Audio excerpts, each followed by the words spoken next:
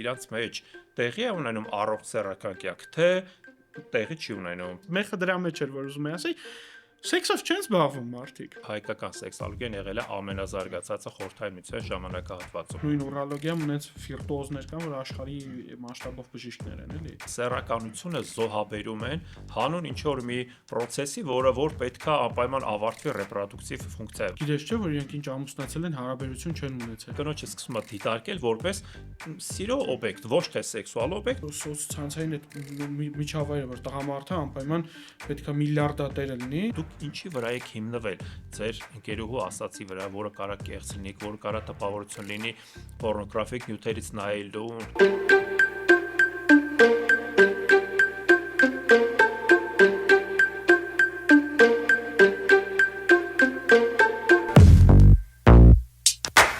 Ողջույն, նոր տարում բան չմնաց, ընդամենը 300 չգիտեմ քանի օր, որովհետև հիմա հունվարն է, 5 նոր տարին էլ դիմավորել եք, արդեն ստալիշնի սալաթը պրծել է, իսկ ինչ գառող մնացել է, թողել եք հաջորդ տարվան, բանկայի մեջի կոնֆետները վերջացել են, այս կհասկանա 90-ականների մեծացած սերունդը, իսկ այսօրվա մեր հյուրը բժիշկ սեքսոպաթոլոգ է։ Ինչի համար սեքսոպաթոլոգի հետ, որովհետև նոր տարում մեզ պետք են լիքը նոր բալիկներ, իսկ նոր բալիկներ ունենալու համար Սևադա Վանիկովիչ, ասեք, որ մարդիկ երեխա ունենալու համար մինիմում պետքա սեքսով զբաղվեն, բարև ձեզ։ Բարև ձեզ։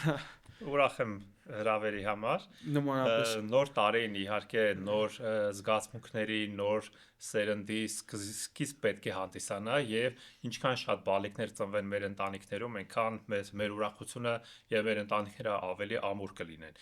Փաստ է, որ ապացուցված է, որ բազմազավակ ընտանիքներում ամրությունը ել ավելի լավ է, բաժանությունները հազվադեպ է լինում, ավելին քան քիչ երեխա ունեցող ընտանիքներում, այնպես որ թե մեր, թե բոլոր հարակից մասնագետների գործառույթը եւ նվիրվածությունը պետք է նպաստեն մեր ընտանիքներում շատ երեխաներին ծնվելու։ Ինչի եմ ես այս թեման ուզում առաջին արծարծեմ, լավ ասացիք բազմազավակ ընտանիքներում երջանկությունը, դուք բազմազավակ ընտանիքի հայր եք,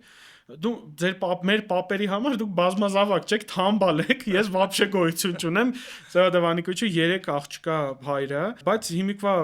ռեալիաներում, հա, կարելի ասել դիտվում է դա որպես բազմազավակ ընտանիք։ Ու իրոք բազմազավակ ընտանիքը շատ երեխաներ իտի ամրության նշանու, ամրության մամ ջան, հա, այս տարի մի հատ էլ մենք երեխա երկրորդին կունենանք ախոսի հետ ականջից նստածել սաղ բա երկրորդին երբ եք ունենում։ Խոստացել եք։ Հա, խոստացել։ Բայց դուք էլ ես էլ իմ պրակտիկայում շատ ենք հանդիպում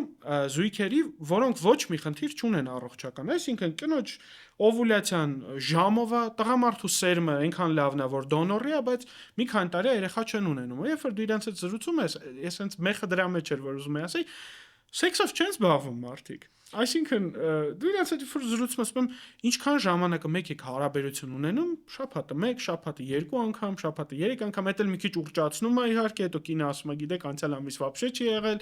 Ինչի համար են երիտասարդները ու ընդհանրապես երիտասարդների մոտ սեռական այդ ցանկության նվազումը կամ սեքսուալ հարաբերությունները սկսել են քչանալ ընտանիքում, որովհետև ժամանակին հիմա որ ձեր մոտ էլ գալիս են 60-ից տղամարդիկ, իրանք լեգենդներ են, չէ՞, պատմում, ես առաջ շաբաթը 37 անգամ կարողանում էի։ Որտեղից է գալիս այս խնդիրները։ Ըստ էության գլոբալ իմաստով, այո, ընդհանուր առմամբ սեռական ցանկության նվազում է արձանագրվում ամբողջ աշխարհում։ Սա իհարկե պայմանավորված է մի շարք գործոններով, իհարկե դա ինտերնետային կախվածությունն է, դա պորնոկայքերի հասանելիությունը, որ այդքան հասանելի է, դա սոցիալական հարթակների առկայությունն է, որը որ մարդկանց ստիպում է ել ավելի շատ զբաղվել սոցիալական այդ կոմունիկացիաներով եւ մարդկային այդ բարձ շփումները եւ արկա շփումները ռեդուկցվում են, այսինքն կրճատվում են։ Սա իհարկե գլոբալ իմաստով բերում է սեռական ցանկության նվազման։ Իսկ ընդհանուր մեր մասնագիտական տեսակետից ելնելով սեռական ակտիվությանը նվազմանը նպաստող բազմաթիվ գործոններ կան։ Դա աշխատանքային գործունեության գերծանրաբեռնվածությունն է, դա միջանձնային հարաբերությունների լարվածությունն է, որոշակի իմաստով նաև հորմոնալ տեղաշարժեն է, որը տարիքի հետ սկսում է ել ավելի վաղ դրսևորվել անդրոգեն դեֆիցիտը, տղամարդու սեռական հորմոնի նվազումը։ Սա իհարկե պայմանավորված է նաև ինչու՞ չէ մարդկային այդ ծանր փոխհարաբերությունները, որտեղ որ ինչու՞ չէ նաև այդ հոգեբանական լարվածություն է առաջանում, կարիերայի հետ կապված գործունեություն եւ իհարկե նաև սեքսուալ որոշակի խանգարումներ, որոնք որ պատճառ են հանդիսանում անպտղության։ Հիմա մենք նշեցինք դրանից ամենատարածվածներից մեկը դա սեռական ցանկության նվազումն է, որի ժամանակ որ զույգերը պրակտիկորեն հարաբերություններ հազվագյուտ են ունենում, հազվադեպ են ունենում։ Պետք է շեշտել, որ իրանք սիրող զույգ են, լավ ընտանիք Այո, են, շատ պուպուշ են, իրանց մեջ ամեն ինչ լավ է, բայց հենց քնելու ժամը գալիս է, իրանք ուղղակի իրար կողք պարկում ու քնում են, հա։ կամ իրար կողք չեն պարկում։ Կամ նույնիսկ իրար կողք չեն Շատ պարկում, հա։ հաճախ տղամարդը պարկում է ուրիշտեղ, որպեսզի խուսափի հարաբերության այդ շակերտավոր պարտականությունից, որը իհարկե ես չեմ ընդունում, որ ասում են ամուսնական պարտքը չեմ կատարել, ամուսնական պարտքը լավ չեմ կարողանում կատարել, դրա այդ տերմինոլոգիան ինձ համար մի քիչ խորթ է։ Երկրորդ հանգամանքը դա բերեք ընդունենք, որ սերմնաժայթքման բազմաթիվ խնդիրներ կան, որոնք որ զույգը ինքը կարող է դա չգիտակցել, բայց մեր վերլուծությունը, մեր զրույցի ընթացքում այդ անալիտիկ այդ խոսակցությունը, խորհրդատվությունը փորձում է բարձել այդ խնդիրները։ Նու առաջիններից մեկը իհարկե շատ արտահայտված վաղաժամ սերմնաժայթքում է, երբ որ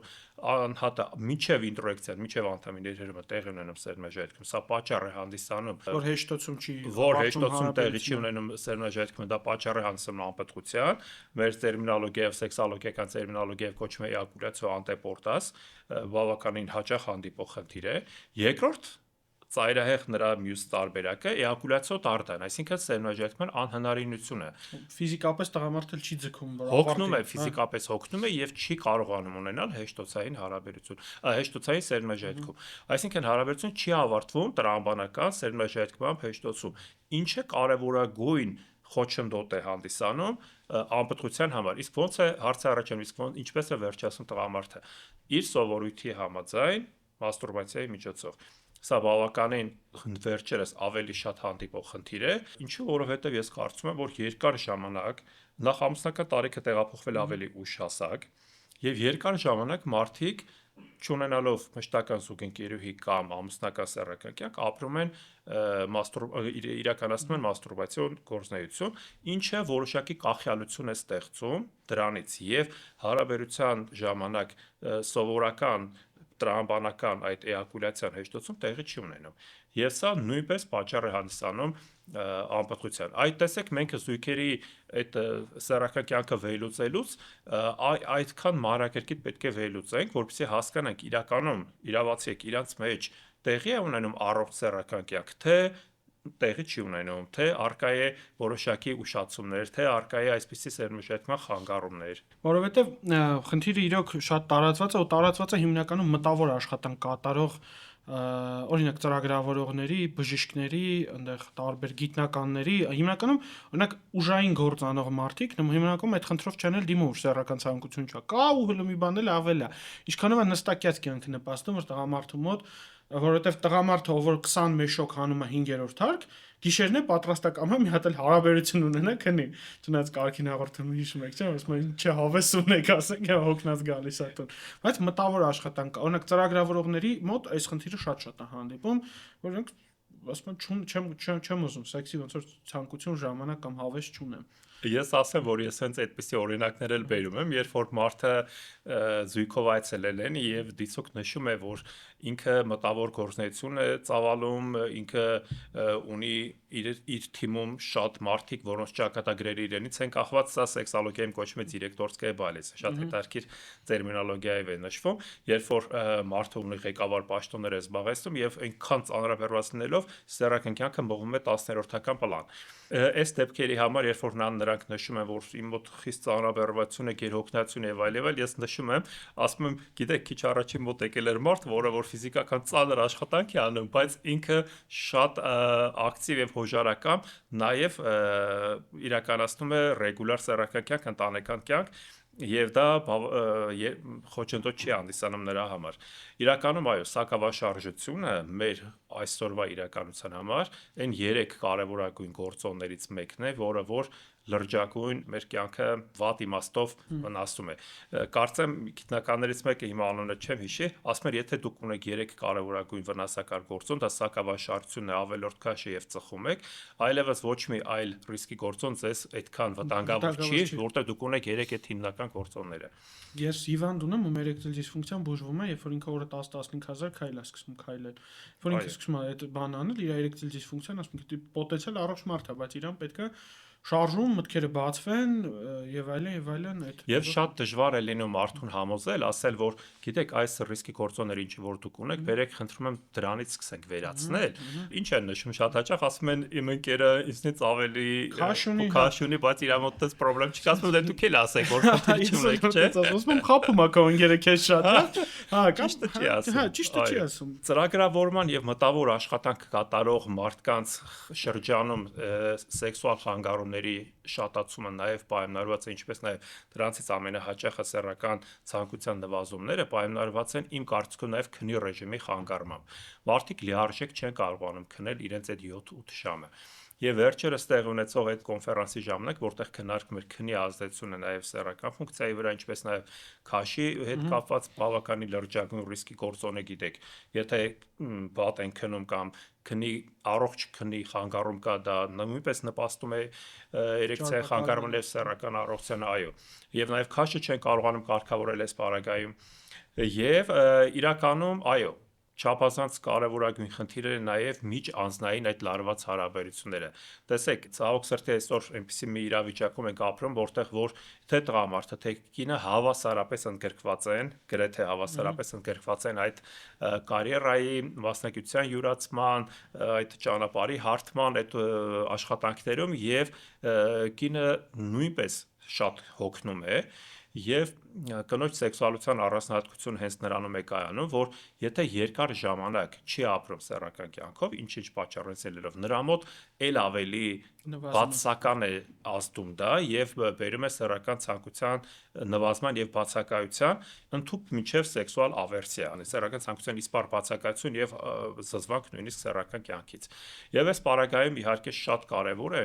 ռեգուլարության պահպանումը։ Շատ հաճախ մենք պացիենտներին ասում ենք, որ առավել կարևոր է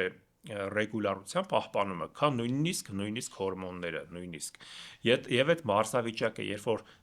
տղամարդը կարողանում է այդ մարզավիճակը պահել, դա օգնում է իր կյանքի նույնիսկ մինչև վերջին օրերը, մինչև մեծ տարիք պահպանել առողջ սեռական կյանքը։ Եվ հենց սա ամենակարևորագույն գրավականն է այդ մարզավիճակը պահպանելը։ Սեքսոլոգիայի մի հատ հետաքրքիր տերմին կա, կոչվում է սեքսուալ ֆունկցիայի ապամարզվածություն։ Երկարատև abstinent շրջանից հետո, սեռական վազերժանիայից հետո առաջանում է սեռական ապամարզվածության ֆենոմեն, երբ որ անհատի մոտ սկսում է դրսևորվել էրեկցիլ դիսֆունկցիա, սկսում է արտահայտված վաղաժամ սերմնաժայթքում դիտվել եւ թվում է թե կինը մտածում էր, որ երկար ժամանակ իրեն չի տեսել, ամուսին հիմա վերադարձել է գործողումից, պետք է տրանդեմից շատ բուրըն սեքս ունենան, բայց ահա տղամարդու մոտ առաջանում է ֆիասկո եւ զույգի մոտ էրեկցիան կորում է կամ եթե մի կերպ ստացվում է դա ուղեկցվում է շատ արտահայտված վաղաժամ սերմնաժայթքումով, պատճառը սեքսուալ համակարգի ապամարզվածություններ, այսինքն որոշակի ժամանակահատված է պետք մինչև այդ մարզվածության ֆենոմենը դրսևորվի եւ վերականգնվի։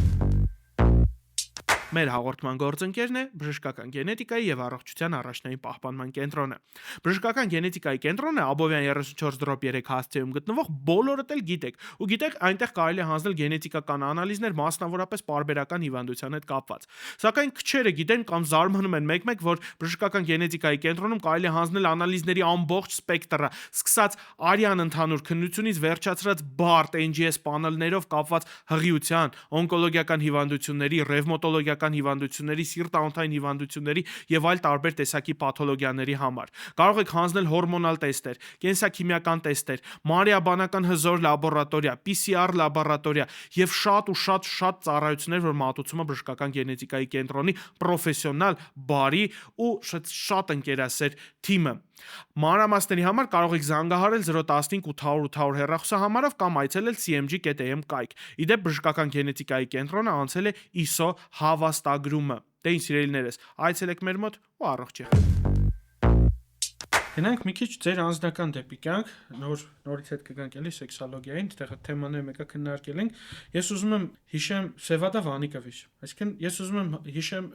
հիշեք այն պահը, երբ որ ձյաձ Վանիկին, Վանիկ Հակոբյանին ասիկ պապ ջան, դե ես սրտային քիրուրգ չեմ դառնալու, կամ չգիտեմ, մաշկաբան չեմ դառնալու, ես դառնալու եմ սեքսոպաթոլոգ։ Դուք այն մի սերնդից եք, որի Հələ մեր մոտ, հələ մեր սերնդում դա այդքան տաբուացված թեմա չէր, դա 90-ականներն էր, չէ՞, երևի, որ Արսենատորան 2001-ին 2001-ին, հա, ես 7-րդ դասարանում, առաջի դասարանում եմ այդ ժամանակ, հա։ Ուզում եմ հասկանալ այդ ժամանակ այդ տաբուացված բանում դուք որոշեցիք ընտրել տենց պերսպեկտիվ ժամանակակից մասնագիտություն, ոնց տնեցիք ընտրել։ Ես բոլոր սեքսոլոգներին հարցը տալիս եմ, ոնց տնեցիք ընդունեցին այդ փաստը։ ասեմ, որ այստեղ մի պահ գլուխ կովեմ, ասեմ, որ եղել եմ անվանական գերազանցիկ, կանոնի դիպլոմով եմ ավարտել ինստիտուտը։ Հաստատ պետք է կարդիոխիրուրգ դառնալ։ Դպրոցը ոսկե մեդալով, այնպես որ ես այն մարդկանցից եմ, որ կյանքում ոչ մի չոր չի ստացել, եւ ըստ էության, այո, իրականում իմ մտածողության մեջ վիրաբուժական ուղղությունը խիստ ամրացված էր եւ դա ոչ թե միայն ֆանտազիաների իմաստով, այլ ռեալ իրականության մեջ։ Ես ապրելով Մասիվի հարակացարանում, Մասիվի հիվանդանոցում գիշեր-ցերեկ հերթապահում էի վիրաբույժների հետ, երկու վիրաբուժական բաժան կար, ակտիվ վիրահատող վիրաբույժներ էին, բոլորին անկիր գիտեմ, իրենց հետ այնտեղ ասիստենտություն է անում, այսինքն շատ առումներով բավականին։ Ես մոտ 2-3 տարի Հրայր Հովակիմյանից մոտ եմ հերթապահել Մարաշի կարծոխիրուրգիայում եւ իրականում ընդեղի կոլեկտիվը ինձ բոլորը գիտեն, կարող են նշել։ Բայց եկավ մի պահ, երբ որ բժշկական համալսարանը ավարտելուց հետո պետք է որոշում կայացնեի կլինիկական օրդինատուրայի մասնագիտության ընտրելուն, այստեղ եկավ մի պահ, երբ որ իմ կարծիքով ավելի շուտ կայանալու եւ ավելի ինքնուրույն գործելու հնարավորություն ունեցող բնակավար ուզեցի ընտրեմ։ Ամենայն ազնվությամբ շոկային էր դա եւ իմ ընտանիքի համար եւ իմ ընկերների համար, բոլոր իմ կուրսեցիները գիտեն, որ դա ինձ համար բացարձակ չէի մտածել այդ ուղղության մասին, բայց եկավ այս պահը եւ ես որոշում կայացրեցի, ասացի ես ընտրում եմ այս ուղղությունը։ Իհարկե շատ դժվար է եղել այդ ժամանակահատվածում համոզել հայրիկին, բարեկամներին, որ սենց գերազանց սովորած եւ այլ եւ դու ոնց որոշեցիր սեքսապաթոլոգ դառնալ։ Դուք որտեղից եք։ Եղեգնաց, հա, այն էլ այդ ժամանակ ուտել էլի, հա, որ եւ ասեմ, որ այս ժամանակահատվածը բավականին նպաստավոր էր նաեւ դաշտը ստեյության ազատ էր ինչ որ չափով, չնայած ես պետք է ասեմ, որ այն թյուր պատկերացումները, որ կան կամ կարող է լսած լինեք, որ մենք ենք ինչ որ մի բան ստեղծել, մենք ենք ինչ որ հիմնադիրներ եղել, բան այդպես չի, միանշանակ այդպես չի, մեզնից առաջ Հայաստանի սովետական Հայաստանի ժամանակահատվածում հայկական սեքսոլոգիան եղել է ամենազարգացածը խորհրդային միության ժամանակահատվածում։ Ես պետք է նշեմ, որ 80-ականների վերջում նույնիսկ Հայաստանում գործել է սեքսոլոգիական կլինիկա, որտեղ ունեցել է եւ ստացիոնար եւ ամբուլատոր Ստացիոնար։ այո,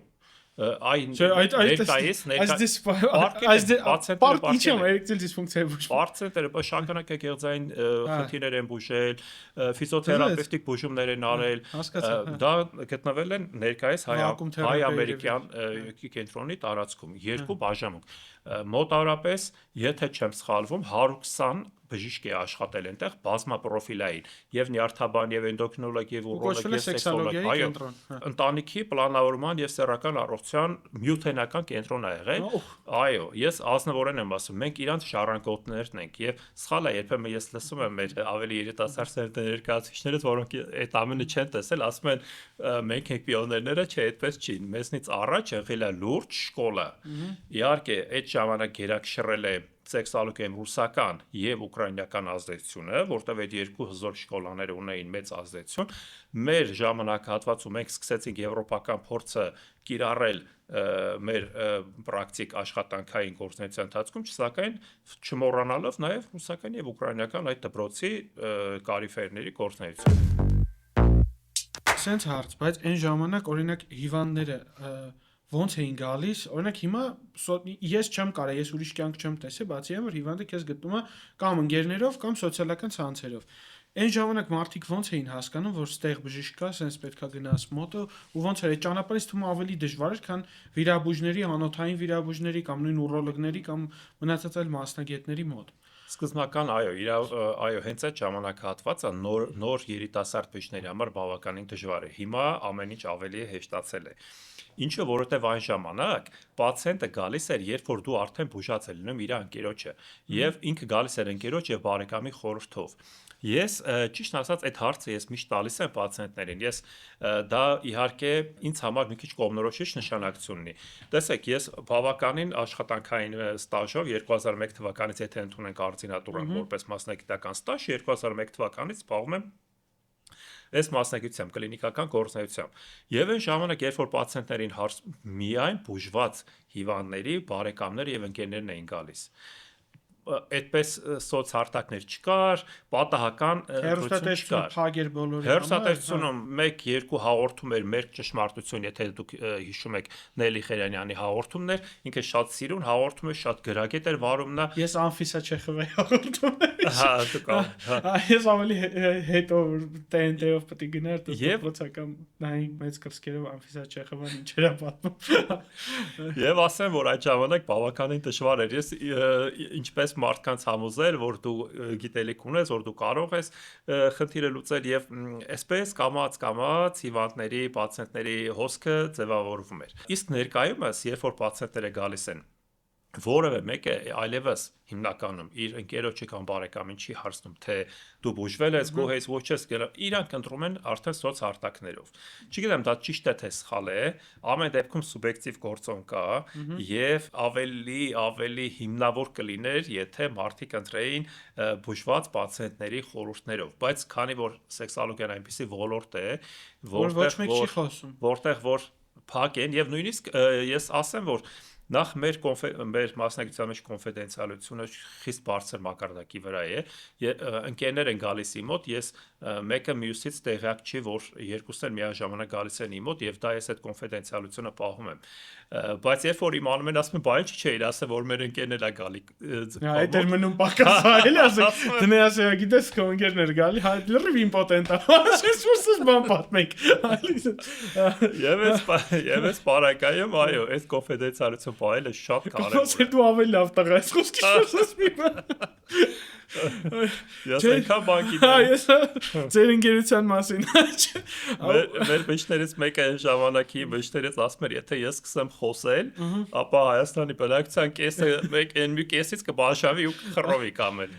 Այդ հետաքրքիր է մասնագիտական առումով։ Ես սոցհարթակներին պրոստը մի պահ եկել էր, օրինակ ես խիստ սոցհարթակներում բան եմ, մի պահ եկել էր, երբ որ դաշտը այնքան լցված էր մարդկանց, ես կարմիր դիպլոմով ավարտել եմ, եկել եմ Հայաստան, լուրջ ինձ բան, ու իմ մասին ոչ մեկ չգիտի։ Ես 14 հիվանդանոց ինձ մերժել էր։ Բացի միակ հարցը հիվանդներում ես, ասում չեն նոր եմ եկել Հայաստան, հա, չէ գնա։ Հա, ու սոցհարթակը միակ տեղն է, որ ասում վայ, ես Դավիթն եմ, ես բժիշկ եմ, ես այսպես բաներ եմ կարողանում բուժեմ, դա էլ մեր խնդիրն է, մեր սերնդի խնդիրն է եղել։ Դուք բաց դաշտում եք աշխատել, իսկ մենք աշխատել ենք մի հատ դաշտում, որտեղ ասեղ գցելու տեղ չկա ու դու պետք է մի ձև է տեղը քո համար կարողանաս բացես։ Տեսեք, եթե մեր ժամանակ, երբ որ մենք նոր սկսում ենք աշխատել, մեր երիտասարդ լինելն էր խնդրեմը։ Եվ մարդիկ գալիս էին, այնտեղ նաև մենք կախված էինք բոլոր այդ բաժանմունքում աշխատող բոլոր սուբյեկտներից, այդ թվում նաև բուժքրոջից, հակազանգ կհարցնեին։ Բուժքույրը պետքա ռեկոմենդացիա տար, սանիտարկին էին հարցնում ինքը ոնց բժիշկ է, բա երիտասարդ չի միքը, ոնց որ մի քիչ երիտասարդ է։ Եվ այն ժամանակ իմ կյանքի նպատակն էր ասում ես ոնց մեծանամ, էլի։ Այն ժամանակ էս մորուք բայելը բանի հնարքները չկար։ Հիմա է որ դա արդեն կա։ Իրականում ասում եմ ես ոնց մեծանամ, էլի, որպեսզի այս մարդիկ այդպես չմտածեն։ Բայց հիմա որ sense մտածում եք, բայց հիմիկվա մարդիկ, այցելուները երբեք չեն ասում, որ բժիշկը երիտասարդ էր։ Զգացել եք երևի թե երիտասարդների մոտ են գնում, ահելների, ջահելների։ Մեր մոտ գալիս վիրահատվում են, ասենք ասում են ոչ մեկ չնեղանա, ասենք ինչ որ անվանի մարդու անուն են տալի, մեծ պատիվ է, որ խոսքի ասում են մի հատ էլ եկել ենք ձեզ լսենք։ Հա, մի տեսակ վատել ես զգում, որ այդ մարդու մոտից քո մոտ են եկել, բայց մարդն ասում է, չէ, ուզում եք դուք անեք, ձեզ վստահում ենք, մի հատ բան ենք անում, ինչ որ տեղից լսել են, ինչ որ բան, ուզում են այդ վիրահատությունը մենք անենք, չնայած կան վիրահատություններ, որ ես ասում եմ, սոժը հետ գնացեք այդ մարդկանց մոտ, որովհետև ես էլ պետք է շատ հաց պանիր վրան մեղր կարակուտեմ, որ գոն այդ օպերացիան կարողանամ անեմ, այդ հարգանքը ավակ սերնդի հանդեպ միշտ պետք է լինի, որովհետև ավակ սերնդում նույն ուրոլոգիայում ունենց վիրտուոզներ կան, որ աշխարհի մասշտաբով բժիշկներ են, էլի, արդարության համար ասենք։ Եվ պետքա նաև այո, սա այդ կոլեգիալության պահպանումը նաև եկել է մեր մեծերից, երբ որ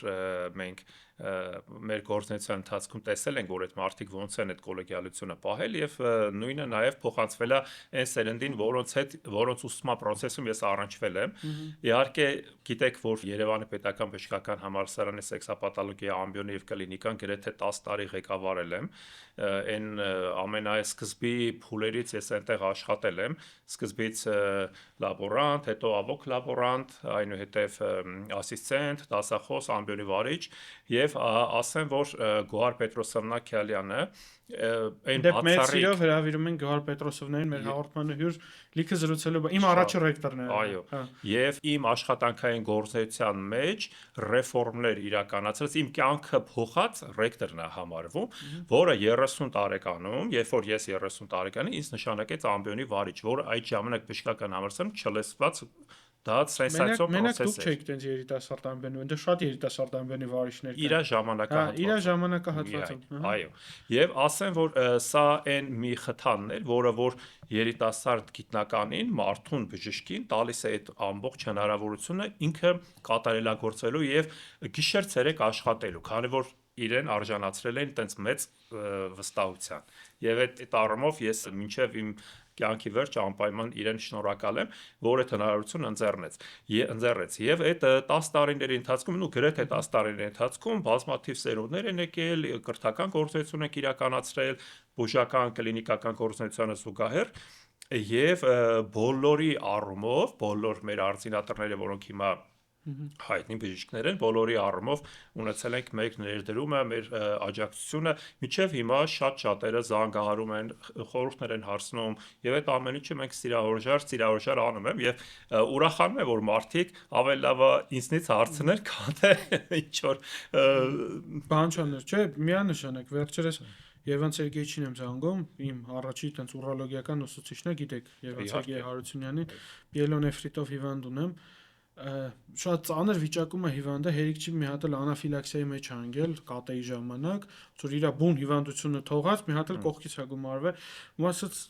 գլխիս մեջ գմփում է ամեն ինչը, զանգել եմ ասում եմ Երվան Սերգեյչ, սենց խնդրի առաջ եմ կանգնել, ասած եմ գամ, մենակ որ ինքը ասած գամ, ես այդտեղ հանգստացա, ասած նոր եմ տուն մտել, հեսա մեջ օրես փոխեմ մի քիչ հետո գամ, հետո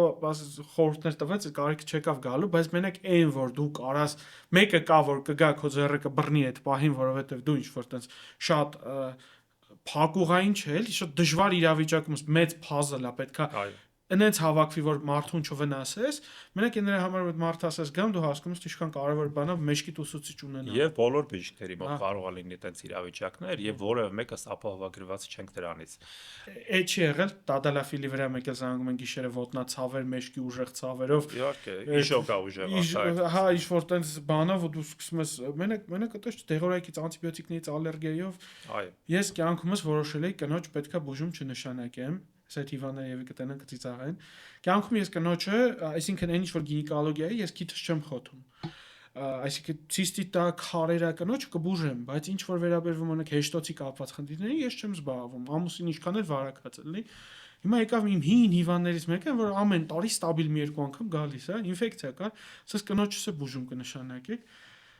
Արա դասի Դավիթ ջան, լավ, ես մի անգամ նշանակի էլի սենց նշանակեցի աղջկա մոտ սուր դեղորայքային ալերգիա սկսում է, այդ ասի վերևից ինչ որ աստված ինձ ուղարկել է որ հա կյանքում էլ դաժե մի հատ մոմիկ կնոջի հիմա չեմ նշանակում, եթե ինչ որ կապված չի այնտեղ հեշտոցի է խոնավության հետ, ցիստիտի բուժման հետ։ Կանաց օրգանիզմը շատ յուրահատուկ է։ Ինչը հա գործ չունենք։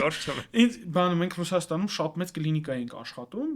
արձինատուրան որ ասում վերտալյոտնի պլաշոտ կեքով, մենք հիվանդանոցում 5000 հոգանոց պերսոնալ էր, չգիտեմ, այնտեղ 9 հատ կատա էր աշխատում իրար հետ հավասար։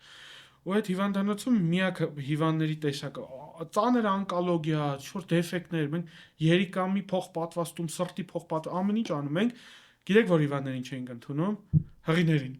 Այդ հիվանդանոցը հղի չէր ընդունում, կար հիվանդանոց հատուկ հղիների համար նախատեսված, կոչվում էր Краевой перинатальный центр, ինչ ուզում է լինի, այդ հղին գրում է Краевой перинатальный центр։ Հղի մատից արունագալի հիվանդանոցը մեր գլխավոր ակադեմիկը ասում էր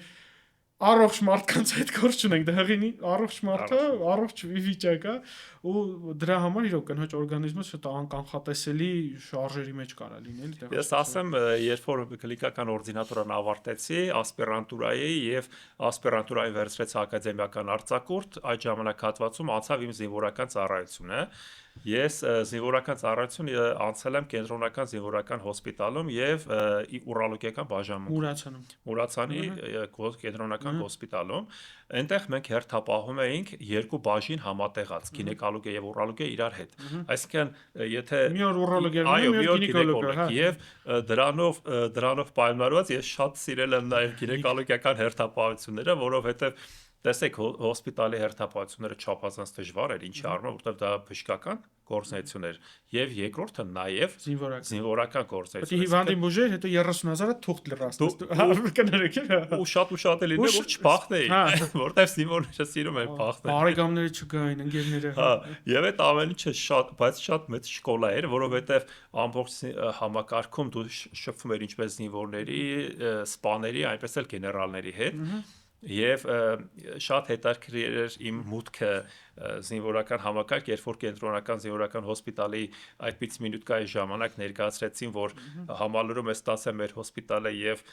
թվարկեցին տարբեր մասնագետներ եւ վերջում իմ անունը նշեցին, բոլորը ուրախացան, ավտվեցին, ու կատակով իհարկե, բայց հետո այնքան մեծ ընկերություն եւ շրջապատ ձեռք բերեցի, որ իմ կաբինետի մոտ բավականին լավ հերթեր էր գոյանում զինվորականության մեջ, հա, որովհետեւ միակ սեքսապաթոլոգն էի բանակում 2 տարի։ Եկարեք մնաք գլխավոր գեներալ սեքսոպաթոլոգ, չէ, գեներալ լեյտենանտ, չէ, գեներալ սեքսո։ Արդեն գեներալ լեյտենանտ դարձած կլինեի։ Շարունակենք հիմա զրուցենք սեքսոլոգիայից, այն ինչ որ կա, ես ուզում եմ հենց սեքսոլոգիայից խոսանք, որովհետև այդ նույն թեմաներից անընդհատ խոսալ է էրեկցիան, վաղաժամ սերմնաժայթքում եւ այլ խնդիրներ, այլ հենց սեքսոլոգիական խնդիրներից եմ ուզում, սեքսոլոգիան որպես բուն խնդիր եմ ուզում խոսանք։ Մենք շատ ժամանակ տեսնում ենք բժիշկ սեքսոպաթոլոգներ, ովքեր սեքսոպաթոլոգիայով չեն զբաղվում են ամեն ինչով, բացի սեքսոլոգիայից։ Ու այդ խնդիրը առաջացնում նաեւ մասնագիտության հանդեպ հավատարմության, որովհետև երբ որ դու երկրորդ անգամ ասում ես օրինակ դիմեք Սևադա Վանիկովիչին, ձեր խնդիրը լրիվ, բայ ես 5-ած սեքսոպաթոլոգի մոտ եմ եղել, իրանք ասում են, էսա խնդիրը էլի, հա, բայց այդ մարդուն չեն ասել սեքս, ասենք օրինակ ուրոլոգիական խնդիր են ասել, ոնց կարելի է այդ հարցը որպես տենց ավակ սերնդի ներկայացուցիչ ոնց կարելի է ուղղել, որովհետև դա մասնագիտության հանդեպ անվստահություն է, որ մարդը արդեն էլ չի ուզում երկրորդ սեքսոպաթոլոգի մոտ գնալ, որովհետև իրան սեքսոպաթոլոգն ասել է դու խռանիչոսկի պրաստատիտ ունես, հա։ Դե ցավոք սրտի դուք ճիշտ եք, այո, եւ այդպիսի դեպքերը շատ են։ Ասեմ, որ դա գիտելիքից է գալիս։ Այնպես չի, որ ես ամբիոնի վարիչ եղած ժամանակ բոլորին արձինատուրան ավարտելուց այդպես հեշտ գնահատական ենք դրել, որտեվ գիտեք, ամեն դեպքում այնպիսի տարիք, այնպիսի մի ժամանակահատված էր, որտեղ որ երբեմն չուզենալով ես արել այդ ամեն ինչը։ Ասեմ, որ դա գիտելիքների ծավալով է պայմանավորված։ Եթե մարդը տիրապետում է հարակից բոլոր մասնագիտությունների այդ գիտելիքներին, նա կարողանում է հասկանալ, թե տվյալ անհատի մոտ որն է դոմինանտ, որը երկրորդական։ Օրինակ ես դες բան ասեմ, մեր կլինիկայում մի քանի սեքսոլոգ կա, ու իմ հիվանդներին ես բարևից ու երկու գանգատից հետո հասկանում եմ, որ պետքա ուղղորդում սոց ձեռը բռնած սեքսոպ։ Տեսնում եմ ով է ազատ այդ պահին, ասում եմ տղեկ ձեզ են հարցնում, որովհետև սեքսոլոգիական հիվանդը, տղամարդը սեքսոլոգիական խնդրով ինքը տենց ոնց ասեմ, տենց բարևից դու դեռ հասկանում ես իրա որ ինքը սեքսոլոգիական իրավացի եք, այո, եւ հետո մեր մասնագետությունները նաեւ եթե ընդունենք ուրոլոգիա, սեքսոլոգիա, բան, դրանք իրարից տարբերվում են մտածողությամբ, կերպով։ Իրականում ուրոլոգիան դա վիրաբուժական մասնագիտություն է եւ մարդու մտածողության տեսակն էլ պետք է այդպեսին լինի։ Սեքսոլոգիան ոչ վիրաբուժական մասնագիտություն է եւ այդ մոտեցումները, որը որ մեր պարագայում կիրառելի է, նա ըստ էության ուրոլոգիական պրակտիկայում այդքան ժամանակ էլ չեն ունենա դրա վրա տրամադրելու։ Ես ձեզ ասեմ, Երջանկա Հիշատակ Աղայանը, որ կար հոսպիտալի ուրոլոգիայի բաժնի վարիչ, երբ որ ես գնացի այնտեղ զինվորական ծառայություն, ասես լսի դու եկար ինձ բարձրացրել ես ամեն ինչ, ես ասում եմ, այս այդ մնացած կոնտինգենտի հետ, այս սեքսոլոգիական կոնտինգենտը չէի կարող աշխատել, բայց ստիպված էի, չէի կարողանում մերժել, դու եկար, վсё, այս ամեն ինչը քեզ, դու զբաղվիր իրանցով, ասում եմ, որտեվ դա իմը չի։ Իրականում այո։ Եվ հենց այդ պարագայում նույնը նաև պետք է լինի հակառակ, այսինքն եթե մենք անպտղության պարագայում ինչ որ մի սեքսուալ խնդիրներ կա, որոնք հանգեցրել են անպտղության, ապա մենք պետք է ունենանք այդ նավիկը, բժիշկը, ստուգելու, տեսնելու, հայտնաբերելու վարիկոցելեն, հայտնաբերելու հիպոսպադիան, հայտնաբերելու ֆիմոզա եւ համապատասխան այդ վիրաբուժական միջամտությունները իրականացնելուց հետո էլի դու քո գործը շարունակիր։ Հենց այդ դա համատեղ պետք է լինի, որովհետեւ օրինակ ես հիվանդ եմ ունեցել, եկել են անպտղության խնդրով, նայում եմ անալիզները, հարցեր եմ տալի, ես քիրուրգ եմ իմ բնույթով, ես չեմ կարող կոմպետենտ հարց տամ։ Սեքսոլոգ ընկերոջս ուղարկում եմ մեր կլինիկայից, մեր անդրանիկին ուղարկում եմ հիվանդին, նայում է մի ժամ հետո տենց հանդիպում ենք, ասում եմ ինչ էր այդ տղա մոտ էլի խի չեր բանանում, ասում եմ գիտես չէ որ իրանք ինչ ամուսնացել են հարաբերություն չեն ունեցել։ Ինձ չի կարող հիվանդը դա պատմի, որովհետև ես չեմ կարող ճիշտ հարցադրում դնեմ այն առումով, որովհետև ես հարցնում եմ ցավում է չէ, ճիշիկը նորմալ է չէ, անալիզները նայում եմ հա վրոջի նորմալ է, այս նորմալ, ես չեմ, իսկ սեքսոլոգը կարող է այն հարցը տա հիվանդի հետ հասնի այն էտապի, որ իրանք հասկանում են մարդիկ 3 ամիս ամուսնացած են, դեռ չեն կարացել հասնեն հարաբերության, հա։ Ես այդ հիվանդին մի շաբաթ հետո ժպտերես դեմքների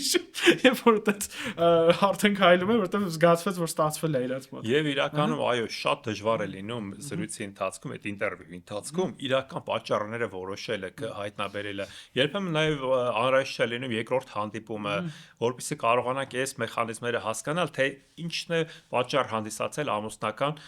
սեքսուալ աներդաշնակության։ Դիցոք այն օրը մի հատ ամուսնական զույգ է եկել ինձ մոտ, երկու բարձրագույն կրթությամբ ավարտած գրագետ լուրջ մարդիկ է։ Եկել են գանգատով, գանգատի առաջինը, որ տղամարդը չի ունենում հարաբերություն կնոջ հետ, խուսափում է հարաբերությունից, արդեն 1 տարի է։ Վերելուծում ենք, ամուսնացել եք 1 տարի առաջ, այո, այն ժամանակ լավ էր, հա։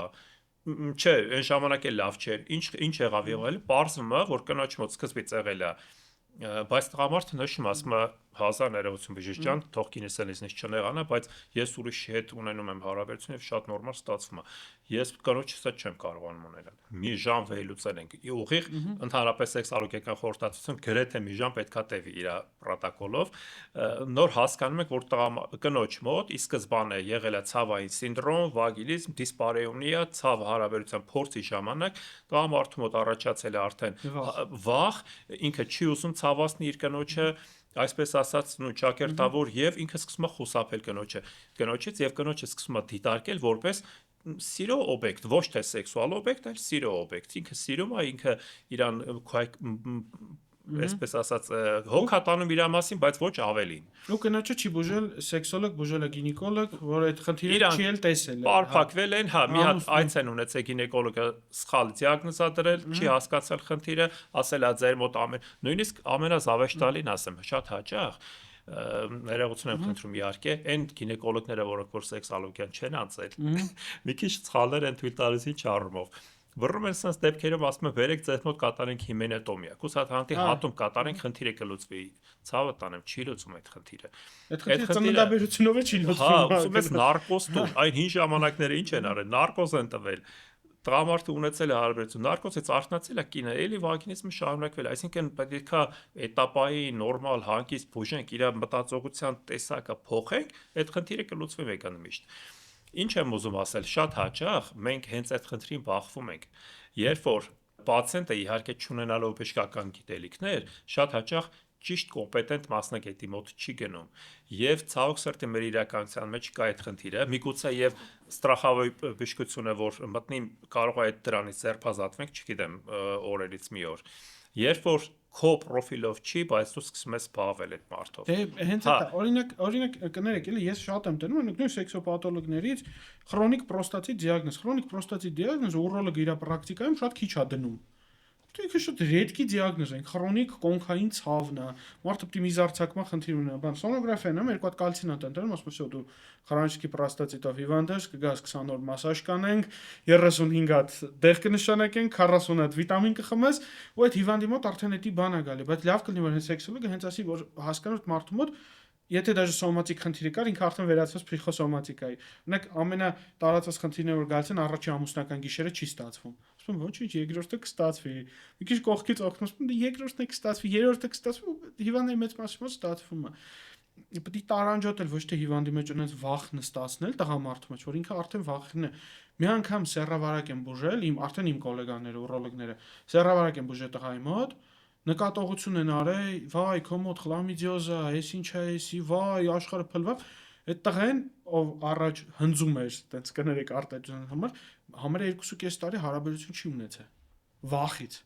Կա արդեն պատկերսը, եթե սեքսը, ուրեմն հաստատ ինֆեկցիա է։ Այո, այս իատրոգենյան հիմա շատ Պսիխոլոգիչեսկի իատրոգենիան, այո, շատ եւ դիտավորյալ, երբեմն դիտավորյալ իատրոգեն, այսինքն բժշկի խոսքով առաջացած հիվանդություն։ Տեսեք, ամենաշատը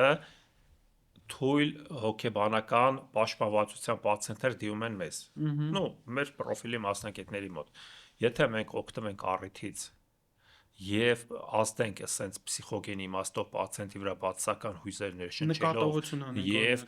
դրանով իսկ իրեն դարձնելով ավելի խոցելի, ինչա որ մեր հեղինակությունը ավելի բարձրացնենք, դա ամենակատարյալ սխալն է բժշկի, բայց դա անում են ցավոք սրտի մարդիկ։ Դե միանշանակ գոլեգայի վրա են հաստատվում բժշկի վանդի մոտ։ Հիմա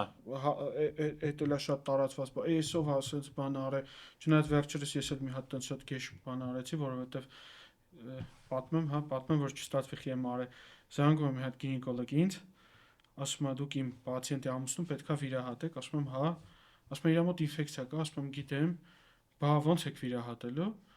ասում եմ սովորական էլի, ասում եմ դաժե ասի, եսի մարմարիով վիրահատություն չէ, անունը չէ, ո՞նց եք վիրահատելու, երբ որ նա ինֆեկցիա ունի, ասում եմ ձեզ ի՞նչն է խանգարում, բա որ վերքը թարախակալվի, ասում եմ էդ իմ խնդիրն է, էլի, դու նախատեսել է հիվանդին պրեմեդիկացիա անեի, ինտրաօպերացիոն անտիբիոտիկը տե, հետօպերացիոն տե, ժամանակ չկորցնեի, էլի, հետո բացվում անալիզն դեմ 13 աստիճան ինչ-որ ստրեպտոկոկային ինֆեկցիա, էլի, որ փողոցում գտնեմ, կստուգեմ, կգտնեմ, հա։ Հա ու այդտեղ այդ տղեն զանգեց ինձ ասի կամ ձեր գինեկոլոգին փոխվում է կամ իմ մոտ չեք վիրահատում, որովհետև ինքը նստած արդեն ոնց որ աժիոտաժ է ստեղծում, էլի։ Եվ նամանավանդ, եթե զույգերն էլ այսպիսի խնդիրներով են տառապում, անպատխություն, սեքսուալ խնդիրներ, բան նրանք շատ խոցելի են այդ առումով։ Եվ օգտվել առիթից եւ դա ել ավելի դոմինանտացնել, ամբողջ իրենց շատ հաճախ նկատած կլինեք, երբ որ ասում են ունեցեք հարաբերություններ այսինչ օրերին։ Դե գինեկոլոգիական մտածողությամբ կնոջ սեքսուալությունը ըստ էության ենթակա դերակատարություն ունի, ակտիվ դերակատարություն ունի տղամարդու սեքսուալությունը։ Տեսեք, երբ որ չկա տես բան են առնում, իսկ լիքը տղամարդ եմ տենում, որ երբ որ իր հավեսը տեղն է, ինքը լավ էլ հարաբերություն է ունենում, բայց երբ որ արդեն կինն է նախաձեռնում, ստիպում նույնիսկ հարաբերություններում, ինքը արդեն սկսում է կոմպլեքսավորվում։ Ահա որ որովհետև տղամարդկանց մոտ մցրել է որ վсё, հենց կինը ուզում է, կպել է, պետք է արդեն ստացվի, բայց այդպես բան չկա տղամարդը։ Այո, եւ այդ զվասատման օրվա վրա օրերի վրա ֆիքսելը տղամարդուն չափազանց մեծ պաթոլոգիկ ազդեցություն է գործում նրա սեքսուալության վրա։ Եվ ասում են, այս ինչ օրը պետք է անպայման ունենք, այսօր ֆոլիկուլը պայթում է, այսօր զվազատում է լինում, տղամարդու մոտ էլ դա ըստ էության իրեն վերածում է կարծես թե մի անհատի ռոբոտի, որը որ միայն սերնդի շարժման գործառույթ է իրականացնում։ Եվ սկսում է արգելակվել, եւ սկսում են ընդհանրապես սեռական կյանքի վերաբերյալ ունենալ բացական էմոցիաներ, եւ սկսում է արդեն այն օրերը, երբ որ պետք է անպայման ունենա, այդ ժամանակ արտահայտված էրեկցիայի խանգարում։ Տունը չգնա այդ օրերին, հնարի ինչ որ բան, որովհետեւ ես միշտ զույգերին ասում եմ, ժողովուրդ ջան, արեք այնքան շուշուտ ունեցեք հարաբերություն, շաբաթը մեկով, չէ, եթե խնդիրը տենց է, դուք փղություն եք պլանում, ամիսը 4 հատով եկեք ճիշտը խոսանք։ Հարաբերություն չի ստացվի։ Դիմեք սեքսոլոգի, թող մենակ հասկանա եք ու շուշ ունենում, բայց մի ունեցեք մենակ հենց այդ օրերին։ Թող նախապատրաստվի ձեր օրը, թող մի շաբաթ շուտ սկսեք ինչ որ հարաբերվել, կարող է ցավային համախտանիշ կա, կարող է էս կա, կարող է այն կա, կարող է խնդիր պետքա բարձր, որ այդ օրերին մոտիկանաք, դուք արդեն պատրաստված, բայց Всё այսօրնա դու գործի չես գնում, դու բան չես ասում։ Հիվանդին հարցնում եմ, ասում ինչի հարաբերություն չես հարաբերության վաղ ինչի մասին ես մտածում, էլ որ կեսից թույլ եմ, ասում բժիշկ դե հարկայինը մտել է մոտս։ Ասում եմ հիմա նորմալ չի, էդ ասում եմ ախպեր դու նորմալ մարդ ես։ Ասում եմ ինքեր նորմալ չի որ դու բան հարկայինը մտնի խոմոց ստուգումների, դու մտածես քո բիզնեսը կորցնելու կամ ինչ-որ տուգանքների մասին ու դու կարողանաս այդ գիշեր սեքսով զբաղվես։ Դու նորմալ մարդ ես։ Աննորմալ մարդը մենակ կար այդ գիշերը։ Գնամ այդքան հարաբերություն ունեն, սխալ եմ ես չէ դառնում։ Միանշանակ եւ դրա համար էլ այդ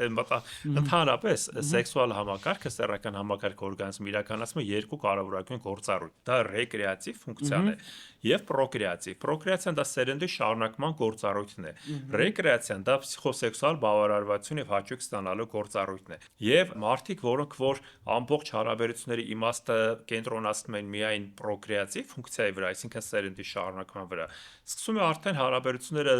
դառնալ մեխանիկական բանով, այդ գունագեղության որոշակի process, որոնալը որ ռեկրեացիան, այսինքն փսիխոսեքսուալ բավարարություն ստանալը խիստ կարեւոր է։ Եվ հետո շատ հաճախ զույգերից հաճախ կանայք իրենց սեռականությունը զոհաբերում են հանուն ինչ-որ մի process-ի, որը որ պետքա անպայման ավարտվի ռեպրոդուկտիվ ֆունկցիայով, այսինքն երեխա ունենալու ֆունկցիան դնում են գերակաուղղություն, եւ երբ որ արդեն ունենում են երեխա, սկսում է ամբողջ իրենց այդ գործունեությունը ուղղվել միայն դեպի երեխան։ Եվ սեռական կյանքը որպես ռեկրեատիվ, այսինքն փսիխոսեքսուալ բավարարություն ստանալու գործառույթ կատարող վերանում է եւ այդ ամեն ինչը շատ հայ իրականության մեջ շատ է հանդիպում։ Ու հիմա ավելի շատ է դրսևորում, պետք է մտածեինք որ ժամանակները փոխվում ավելի, բայց հիմա ավելի շատ է դրսևորում այդ։ Սոցցանցերն են նպաստում, մնացած բաներն են նպաստում, որ օրինակ սոցցանցերը ձևավորում են ինչ-որ տղամարդու կերպար, որ ոյ տղամարդը այս կերպարով պետքա լինի ու всё այդ աղջկա բախտը չի բերե դրա հետ ամուսնացել այդ կերպարի հետ ու իրանից մենակ երեխա սպասի երեխուս մեծացնեմ ես ում հետ եմ ես ապրում հասարակ չգիտեմ ինժեները հա իսկ ես հենա նայեք այնտեղ այս բլոգերի ամուսինը իրան սամալյոտ է նվեր տվել չգիտի որ մի շուտ է վարձել են այս սամալյոտը հա կամ այս սոցցանցային այդ միջավայրը որ տղամարդը անպայման պետքա միլիարդատեր լինի կամ սուպեր ջեթ քշի, որ ինչ-որ կարողանա իրան ավելի լավ զգա կամ նմանատիպ երևի։ Կամ հաճախ գալիս են զույգեր, երբ որ կա կոնֆլիկտ, երբ որ սկսում ես վերլուծել կոնֆլիկտի պատճառագիտությունը, կինը այնպիսի մի ֆանտաստիկ ցուցանիշներ է առաջ բերում, ներկայացնում, որ դրա պատճառով է ստեղծվել այդ կոնֆլիկտը։ Ասում ես, իսկ ինչից եք ենթադրում, որ օրինակ դիցուկ պետքա այսինչ սեռական ակտիվությունը լինի, կամ զույգերից մեկը այս վերջի պատմություններից կինը ասում էր, որ փաստորեն բժիշկ ես հիասթափված եմ մեր սեռական կյանքից, ինչու որովհետև մենք փաստորեն այսքան տարիներ որ ապրել ենք սեռական կյանքում, դա սեռական կյանք չէր ըստ էության, դա սեքս չէր, դա իմիտացիա էր։ Իմ ընկերուհիները ահա ունենում են այսպիսի սեքսուալ ակտիվություն, այսպիսի հաճախականությամբ, այսպիսի գուրգուրանքի շրջանակներով եւ այլ եւ այլ, եւ իր համար փաստորեն այդ իր ապրած տարիները զուր տարիներ էին։ Ինքը սեքս չէր դա, այն ինչ որ բայց ասում եմ դուք ինչի վրա եք հիմնվել ձեր ընկերուհու ասացի վրա, որը կարա կեղծ լինի, որը կարա տպավորություն լինի պորնոգրաֆիկ նյութերից նայելուն եւ դա իրականությանը չհամապատասխանի եւ իրականում ինչը որ ինքը նշում է իրականությանը չհամապատասխանող ֆանտազիաներ էր դրանք որոնք որ առաջ էին բերել արդեն հիասթափություն նույնը հակառակն է լինում կնոջից պահանջում են չգիտեմ այնտեղ հիպերսեքսուալ լինի առավոտ մարզվի երեկոյան ճաշեփի չգիտեմ sense բաներ անի բայց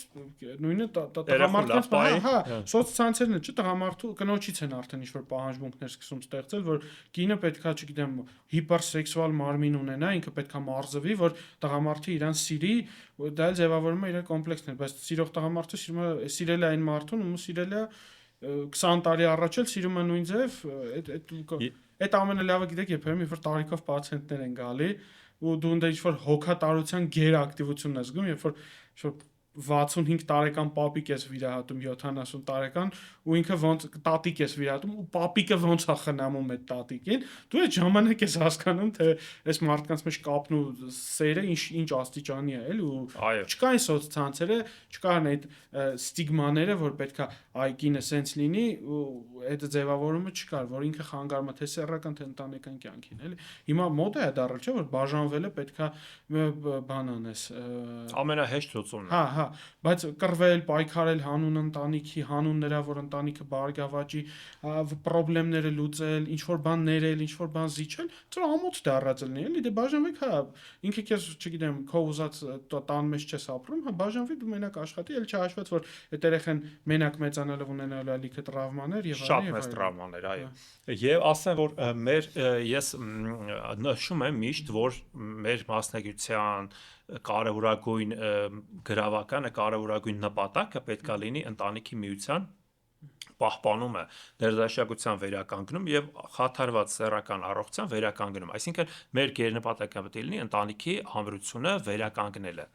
Շատ հաճախ, երբ որ ես այսպես մի հաղորդման ժամանակ դա նշեցի, կողքս մի հաղորդավարուհի կար, որը նույնպես մասնակիցի կարգավիճակով էր մասնակցում, ինքը ասաց, ես հիասթափվեցի ձեր հայացքներից եւ էլ իր հաղորդումը կյանքում ինձ չի հրավիրել, որովհետեւ ըստ էության սա համարվեց հին մտածողության, որ ընտանիքը պետք է պահպանել, բայց իրականում մեր բոլոր գրքերում էլ է դա գրած եւ մեր բոլոր ինֆորմացիան, երբ որ մենք մեծերի ստացել ենք, եւ կյանքի կարևորագույն նպատակն է դա, որ դու չպետք է զույգերին ամենաչակերտավոր հեշտ ճանապարհը ցույց տաս, ինչա մի հատ կոնֆլիկտ ունեն, ինչա մի հատ խնդիր ունեն, սեքսուալ անհամերաշխություն կա, ներդաշնակություն կա, ասես всё, ամուսնալուծվեք եւ իրար չեն խոշտանգում, չեն ծեծում իրար կամ իրար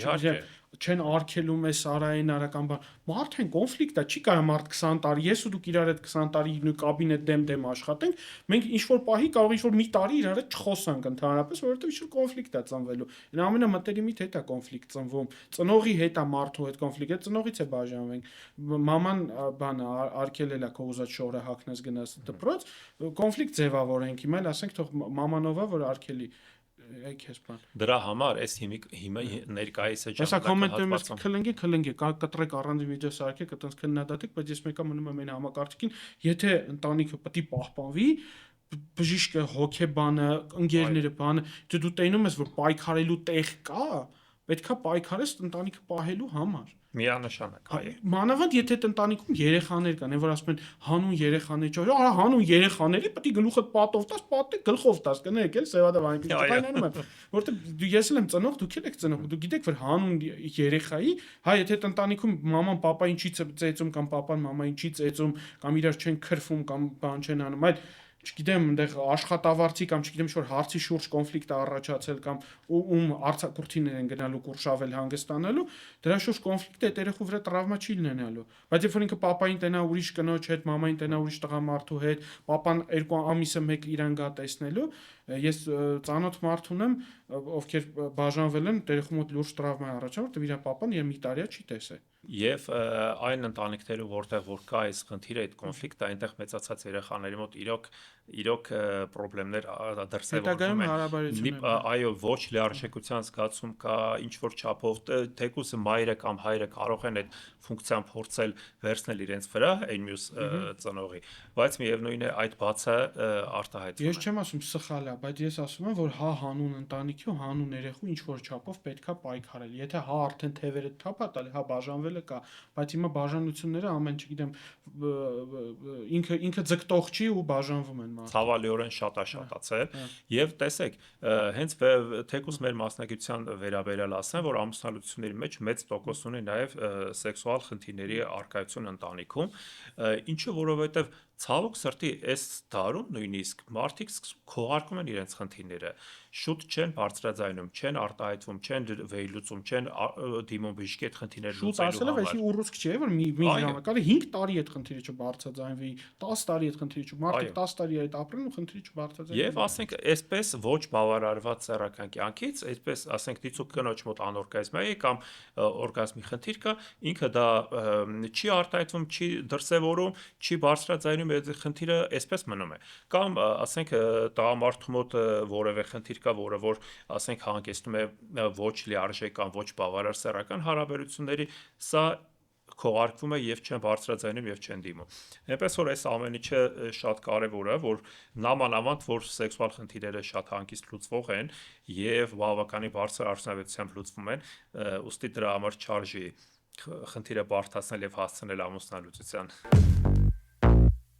Սևադա Վանիկովիչ, ստանդարտ իմ հարցը որ տալիս եմ 3 գիրք, որ խորհուրդ կտակ մարդիկ կարդան ինքնազարգանալու, կրթվելու կամ գրքեր, որ օրինակ ձեր համար